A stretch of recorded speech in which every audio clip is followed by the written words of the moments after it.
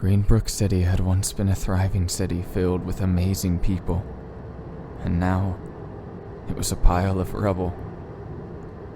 According to Quinn, who was checking the news on his phone every few minutes, a total of 78 explosives had gone off, tearing apart the small town and killing nearly everyone inside. Did all of that happen? I thought to myself. Was Luis actually gone? Was our home destroyed? I had a hard time believing it all, but I eventually came to realize the situation we were in. Luis was indeed gone, and in exchange all we had was the young boy he saved from the crash. Every time I stared at him, I felt a feeling of resentment. I wanted Luis to be here with us, driving the RV and blaring Mexican music over the radio to all of our annoyance. None of us ever understood it, but I wanted to listen to it more than anything right now. There was dead silence in the air, the 9 of us waiting for someone to say something.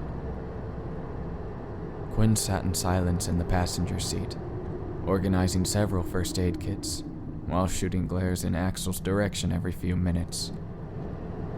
I'm sure he felt the same way I did, but considering the way he felt about kids, it was much more resentful. I was sitting in the back, with Spencer right beside me, with his game buddy in hand. Space was situated on the floor with Julia, who was laying in her lap, crying softly. Andrew and Quinn were up front, quietly discussing where we should stop while Maddie sat in the booth alone, facing away from all of us. I stood up, walking past the sea of sulking faces as I approached the only 2 people who were communicating. Quinn turned to me, noticing my approach. Is there something you require? Quinn asked, an emotionless expression littered on his face. I grit my teeth at his actions. How the hell could he care so little about this? I thought. Where are we going? What's going on? And why haven't we stopped yet? I asked him, slightly agitated. We have been driving for 4 hours, and according to my phone, we have just crossed the Nebraskan border. At the moment, our plan is to stop for the night so we can rest and prepare for the next day. Quinn explained. Nebraska? Why the hell are we driving to Nebraska? I questioned. We have no idea where the source of that bombing came from, and if my suspicions are correct, getting as far away as possible is the best plan of action, he explained. I sighed, rubbing my forehead. Quinn, getting far away means the next town over, not 3 states over. Quinn stepped back, frowning. Calm yourself, Anakin. When we find a satisfying place to stop, we can take some time to rest and in the morning discuss our next plan of action. Don't you think we should all discuss that as a group? I asked him, crossing my arms, demonstrating my disdain for the situation. If you wish to do so, then yes. I find my judgment to be much better for our well-being, so I was not sure if I wanted to hear any opposing opinions, he explained. Still with that smug attitude and careless tone of voice, I thought, clenching a fist. How the hell could he even think like that in a situation like this? You can't just make decisions by yourself. Nobody appointed you leader. We work as a team, I told Gwen, with fire in my eyes. Why? None of you are... Why? Are you kidding me? You can't just take over the RV and not tell anybody anything just because Luis isn't here anymore, I shouted, causing Space to get up from her seat and approach us. Anakin, she said, putting a hand on my shoulder. Quinn wasn't saying that he's our boss. We're all friends and we should work together. She turned to Quinn. You shouldn't make decisions without approaching us. All of you are grieving and emotional. My logical decisions would be what is best for the group right now. Quinn stared blankly, his eyes glossed with emptiness. I released my clenched fist and understood Quinn's point of view. Right, I said softly. Just talk to us next time, okay? I put my hands in my pockets. Luis would know what to do, I thought.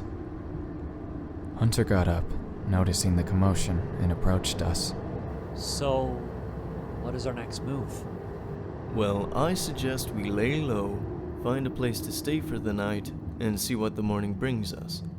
Judging from the most recent events, I do not assume it will be good. Quinn told us. There is a chance we are being followed by the perpetrators who destroyed our former residences. 5-star hotel? Hunter suggested. I would kill for a hot tub soak right now. Due to the fact that the only money we have is $3 measly from Spencer's back pocket, a hotel is out of the picture. I do, however, know a campsite we can stay at. Quinn told us. Hunter, this is serious. We need to actually think about where we are going, I said, a small amount of scorn in my voice. The RV pulled onto a path where a wooden sign sat on the edge of the road. There was a dirt path beside it, leading into the forest, and to some sort of campsite. Silver Lake. Geez, this place sounds like the setting for a slasher flick. Hunter said as he examined the sign. If I see any sign of Freddy or Jason, I'm booking it out of here. Relax. This establishment has excellent reviews. Even if there only are 2 of them. He said, staring out the window. Stuck in the middle of the woods with Spencer and Hunter for the night, and at a place called Silver Lake, no less. I muttered beneath my breath. We're screwed. We drove down the dirt path, illuminated only by the cracked headlights on the front of the RV.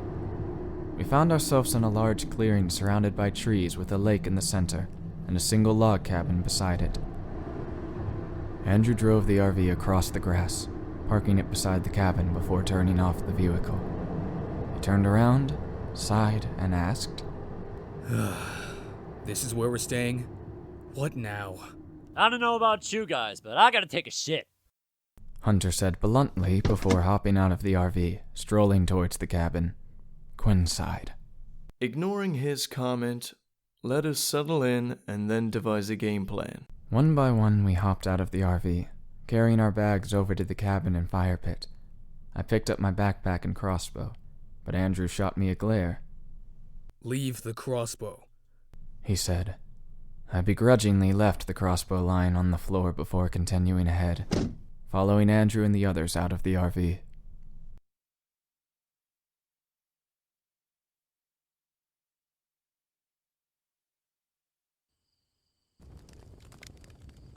Shortly after, the fire pit had flickered to life, and we were all gathered around in a circle, sitting on wooden logs as we snacked down on some of the food Luis kept in the RV. We hadn't had any sort of food since lunch other than the popcorn from the movies, so by the time we stopped we were starving. I was drinking an orange ripple, looking down to see Space, carefully eating her cup of ramen noodles. Ah, Louise. Even from beyond the grave, you're causing problems for me. For once, I wish you would organize your possessions. Quinn said, as he held up the set of keys. Luis's key ring was extremely messy and unorganized. The 3 different rings attached to each other, each carrying a jumble of keys and tiny plastic cards. Are you serious right now? Hunter asked, standing up and glaring at Quinn. Did you really just fucking say that? Maddie stood up, grabbing his arm. Hey, calm down. He's not saying it to be mean. He's just being Quinn. I'm unsure whether to take that as an insult, but nevertheless, I was not trying to dishonor our fallen comrade. I was merely stating for as long as I have known him, he has always been very disorganized and irrational. A bit brash. Quinn explained. Hunter nearly jumped at Quinn, and Maddie stood up, trying to hold him back. Quinn stood up to try and back away, but was knocked backwards as Hunter landed a punch square clean in the center of his face. He fell backwards, Andrew rushing to his aid, while I helped Maddie restrain Hunter. He was our friend, asshole! Don't disrespect him! Hunter shouted. Quinn shot Hunter a glare, as he wiped blood from beneath his nose. Were you not listening to a word I said? I said I was not trying to insult him, but merely... Yeah, whatever. Hunter said, sitting back down in his seat. Maddie sat down next to him, rubbing his arm and whispering to him quietly to try and de-escalate the situation before either of them did anything rash. To try and change the subject to something less negative, Space turned to the young boy we had saved before. He was sitting beside Julia, the two of them sharing a pair of Lunchables. Space knelt down and smiled at him. Hi. Axel, right? My name's Sarah. Who are you guys? Axel asked, curiously, looking around at us all. I shook my head, setting down my orange ripple. Nope. We're just a group of idiots with really bad luck, and no idea what to do next. I'm Anakin. The boy nodded to me, before stating, My name's Axel. Well, I'm happy to have met you, Axel. Maddie said politely. Do you have any family we can take you to? He shook his head, sniffling. No, it was always just my mom, my dad, and my sister. My mom was at work when it happened. Elysia Hospital. She's probably gone too.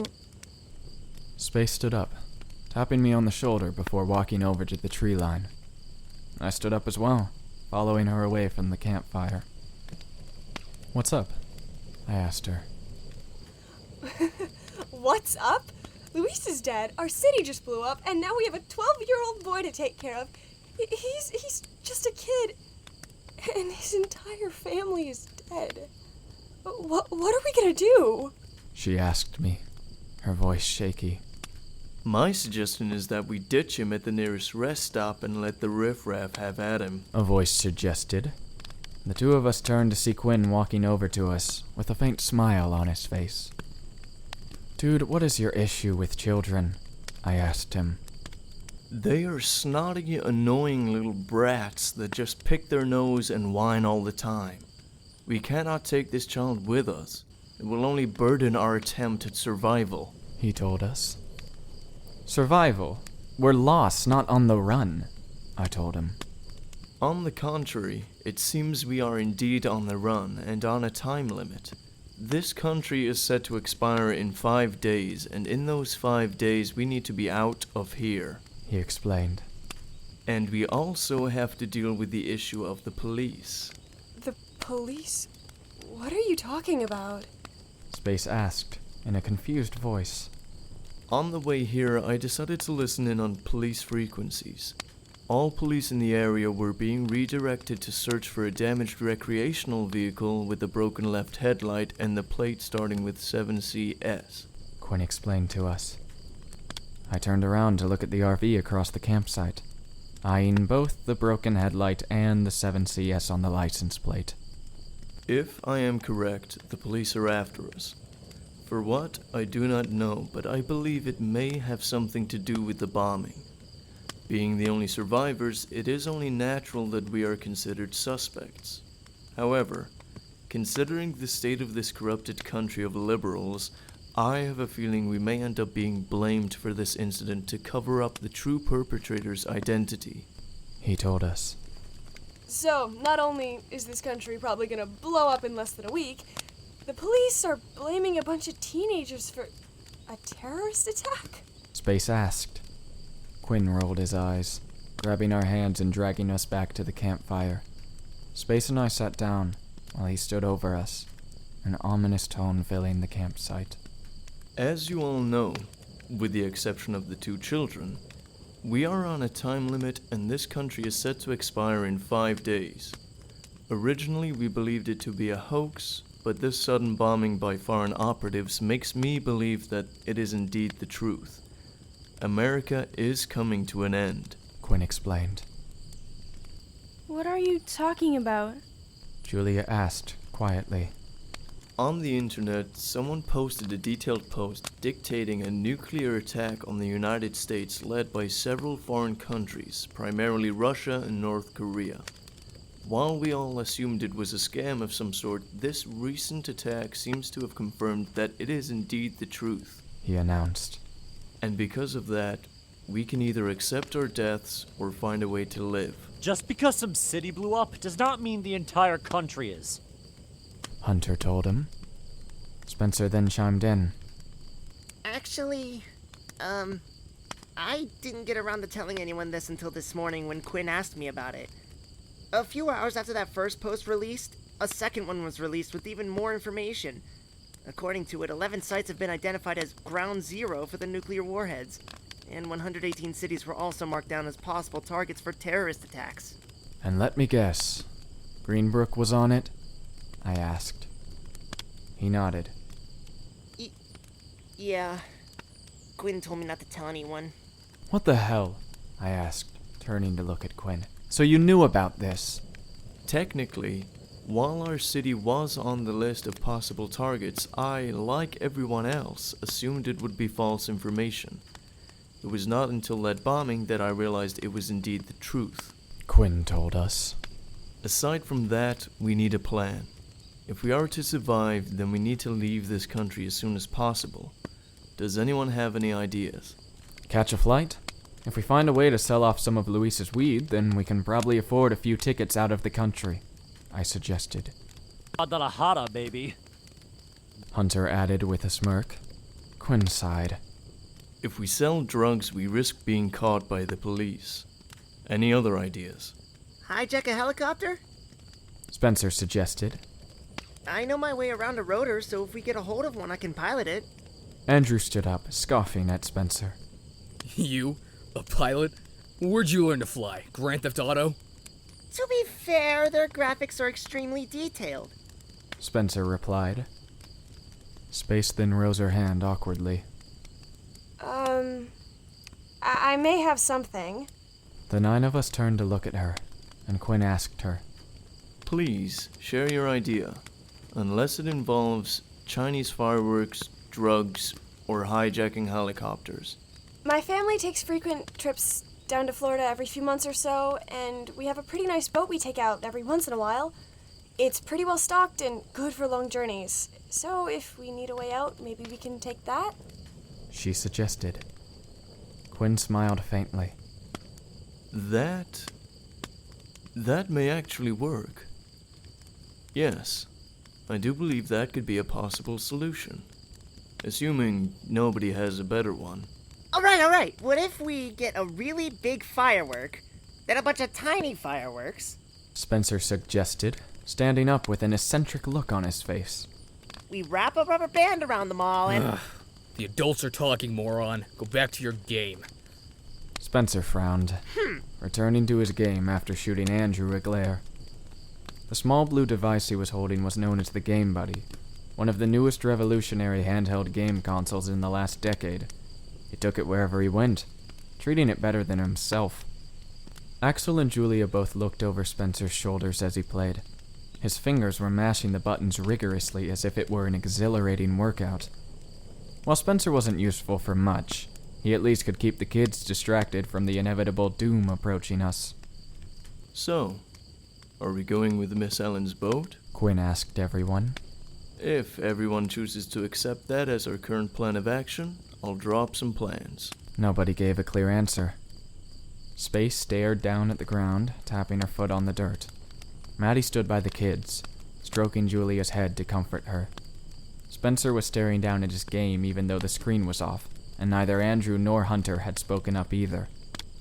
The group, as always, was indecisive and divided.